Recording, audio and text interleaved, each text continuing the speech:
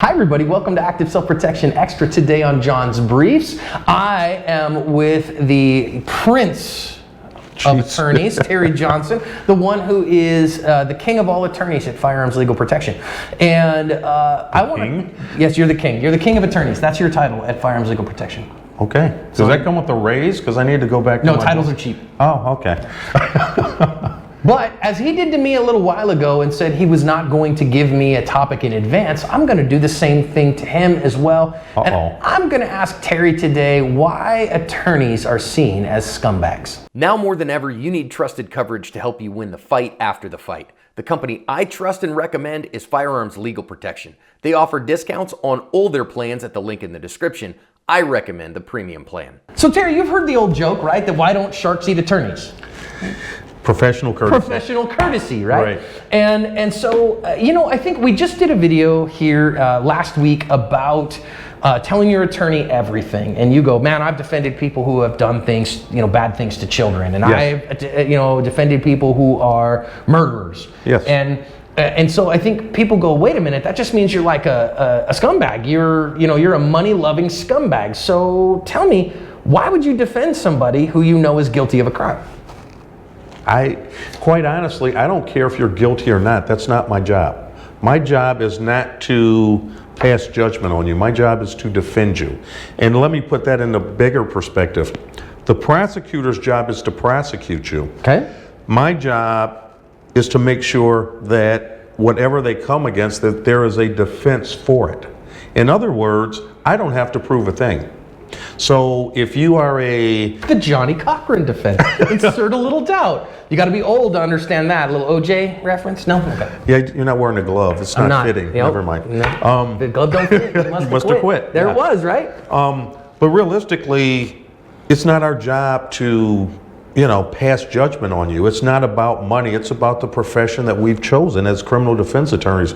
We're among the last group of cowboys, I'll call it, out there that really are out here fighting for the system. And when I say the system, I'm talking about the criminal justice system that protects people who are presumed innocent, not presumed guilty. Because again, someone shoots somebody, are they guilty of murder, or is there a legitimate defense that's there? I mean, was it an insanity? Was it self-defense? You know, was it potentially manslaughter? My job is not to say, yep, he's a murderer, take him away. My job is to look at the law and see what the prosecutor is bringing and see if they can actually meet their burden.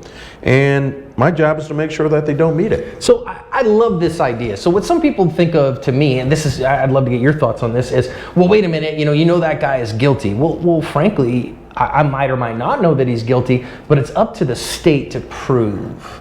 And if the state can't prove, our justice system, or it's supposed to be a justice system, says no. If the state can't prove it, then you don't go to prison.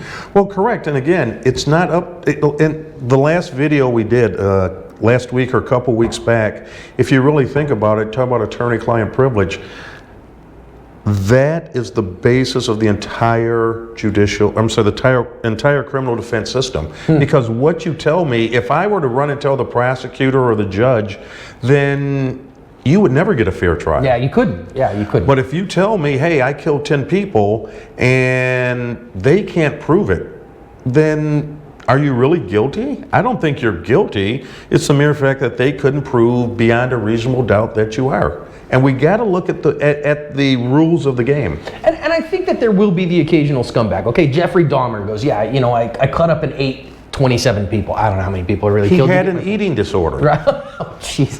Wow. Scumbag attorney words. Holy Moses. He had an eating disorder, Terry. Wow. Okay, let's rewind that one a minute. But I think the bigger point here is that for every one of those, we get a defensive encounter with a little stink on it. Sure. You get a battered wife who kills her husband, who has beat the tar out of her every day for 15 years, and then you start asking the question, now wait a minute, she ended up taking that guy's life. And so the prosecutor's like, yeah, but in that very second, she wasn't at risk. And so his job or her job is to prosecute. And you go, nah, stink on it or not stink on it, that dude needed killing. And so we're going to provide a robust defense. Absolutely. And my guess is you see those that have a little stink on them far more than you see a scumbag trying to get away with murder. Yeah, I mean, again, the system is, if you look at the amount of people that end up going to trial and fighting this, they are the ones that, I want to say they're the more so repeat criminals. You know, they're the ones that come back, the frequent flyers, we like to call them, you know. They come back 2 or 3 Honors times. Club members. Absolutely, you know. We give them, we don't give stupid discounts as attorneys, you know, we actually like to charge more. But the bigger thing that people really need to understand is some way, somehow, in the situation you just described, you know, at that time, the press, you know, with the wife, if the wife has had enough and the guy comes home one day and he's at dinner and she just blows his head off, yeah, would it be justified? Probably not at that moment, but you know what? The mere fact that all of this has happened and it's built up, right? I think those are things that really need to come in and be discussed. So, is it wrong? I don't think it's wrong. I just think it's a defense. So, tell your local friend who's an attorney that, I mean, even if somebody else calls them a scumbag, we get it. They got to play the game, and that's what they're doing. So, Terry, as my very favorite scumbag attorney, thank you so much for your work. And before you go, please, in the comment section, John for law school, because John wants to be a scumbag attorney. He says he doesn't, but we're going to get him there. No, I get called a scumbag YouTuber already. I'm good. Hope it helps, guys.